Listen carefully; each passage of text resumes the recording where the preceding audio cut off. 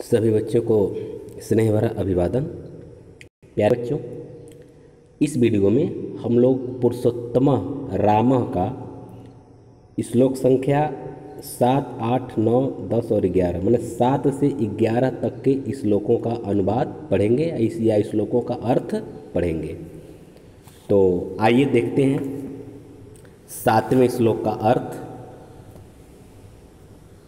रक्षिता स्वस्य धर्मस्य, रक्षिता स्वस्य धर्मस्य स्वजनस्य च रक्षिता, वेद वेदांग तत्वज्ञो धनुर्वेदे च निष्ठिता। देखिए, रक्षिता स्वस्य धर्मस्य, स्वस्य धर्मस्य माने अपने धर्म की, रक्षिता माने रक्षा करने वाले, स्वजनस्य माने अपने लोगों की, रक्षिता माने रक्षा करने वाले, वेद वेदांग तत्वज्ञो, वेद और वेदांगों के तत्वों के ज्ञाता, धनुर्वेदे च निष्ठिता, और धनुर्विद्या में निष्ठिता मन होता है निपुण रहने वाले। इसका अर्थ कैसे लिखेंगे कि श्री राम अपने धर्म की रक्षा करने वाले, स्वजनस्य च रक्षिता, अपने लोगों की रक्षा करने वाले, वेद वेदांग तत्वज्ञों, वेद और वेदांगों के तत्वों के ज्ञाता थे, मन वेद और वेदांगों के पूर्णतः जानकार थे, और धनुष विद्या में निपुण थे। तो ये हुआ 7वें श्लोक का अर्थ। आइए 8वां श्लोक देखते हैं। सर्वशास्त्रार्थ तत्वज्ञ स्मृतवान प्रतापवान सर्वलोकप्रिय साधुर दीनात्मा विचक्षण।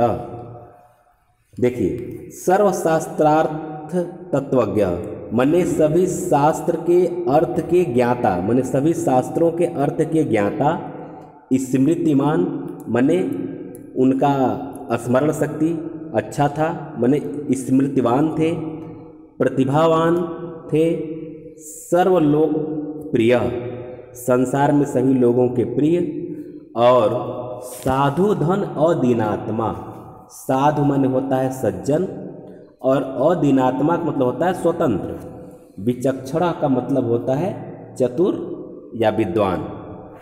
इसका अर्थ क्या हो जाएगा, कैसे लिखेंगे?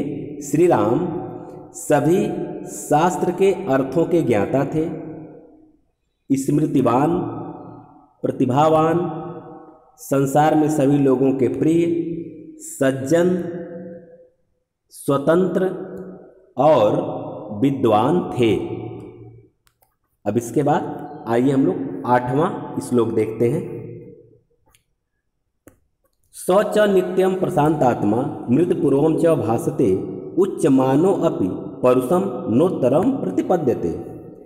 प्रशांत आत्मा मने बिल्कुल शांत मन वाले, मृदपूर्वम च भासते और बोलने में मृद मने वो मृदभाषी थे, उच्चमानो अपि, उच्चमान होना मतलब बहुत श्रेष्ठ होना, बहुत महान महानता को प्राप्त कर लेने को बोलते उच्चमान मने बहुत श्रेष्ठ होना।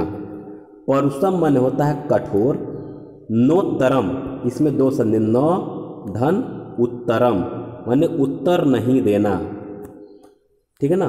प्रतिपद्यते माने उत्तर नहीं देते थे, कठोर उत्तर प्रतिपादित नहीं करते थे, कठोर उत्तर नहीं देते थे, ठीक है ना।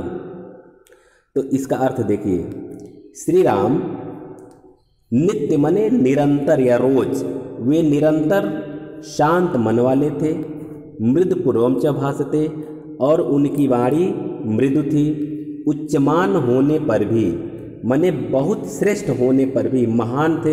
श्री राम चूँकि मर्यादा पुरुषोत्तम थे इसलिए महान थे, श्रेष्ठ थे, तो उच्चमान होने पर भी किसी के प्रति परुषम नोत्तरम कठोर उत्तर नहीं देते थे, किसी के प्रति कठोर उत्तर नहीं देते थे। ये इसका अर्थ हो जाएगा। 10वां देखिए, कदाचिदुपकारेण कृतनेकेन तुष्यति न अस्मृत्यपकाराणाम सतम प्यात्म शक्तया।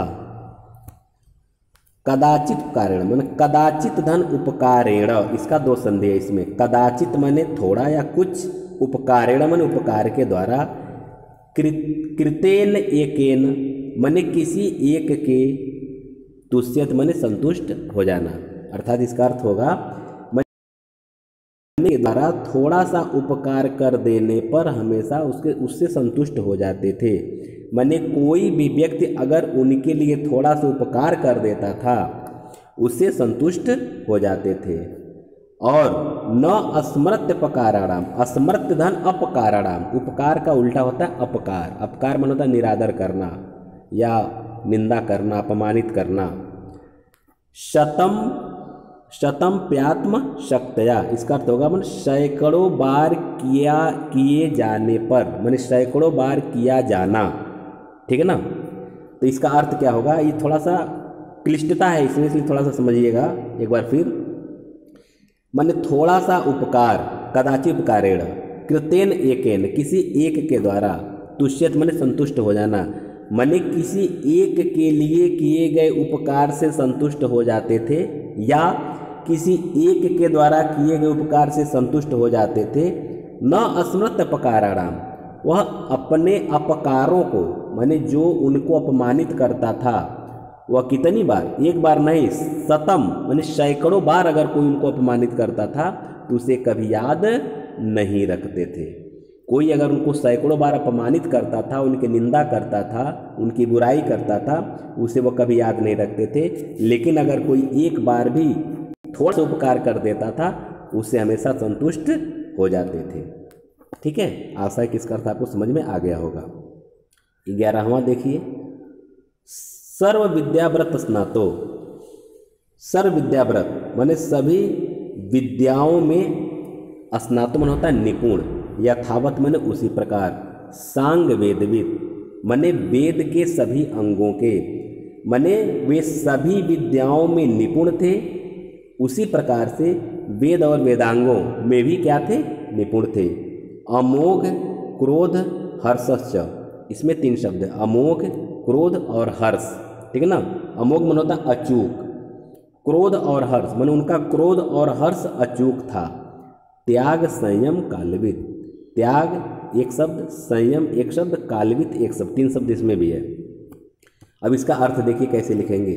श्री राम सभी प्रकार के विद्याओं में निपुण थे, उसी प्रकार सभी वेद और वेदांगों में भी निपुण थे।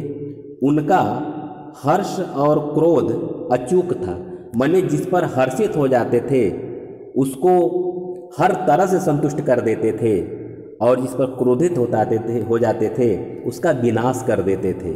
यही होता है क्रोध और हर्ष का अचूक होना। वे त्यागी, संयमी और कालवित माने तीनों कालों के ज्ञाता थे, त्रिलोक ज्ञाता, तीनों कालों के ज्ञाता थे। क्लियर होगा ना बेटा? इसको फिर से एक बार समझ लीजिए कि श्री राम सभी विद्याओं में निपुण थे, उसी प्रकार सभी वेद और वेदांगों में भी निपुण थे। उनका क्रोध और हर्ष अचूक था, वे त्यागी, संयमी और तीनों कालों के ज्ञाता थे। तो इस तरह से आपका यह पुरुषोत्तम राम नामक जो पाठ था यह कंप्लीट होता है। अब इसके बाद हम लोग अगले वीडियो में अब तक का जो पढ़ाया गया है, ये चाहे वंदना का अर्थ हो, चाहे सदाचार का हो या फिर पुरुषोत्तम राम का हो, तो इसका अर्थ तो आपके समझ में आ गया। लेकिन मैं आपकी सुविधा के लिए सोच रहा हूँ कि जो अभ्यास के जो प्रश्नोत्तर है उसका भी एक वीडियो मैं बना दूँ।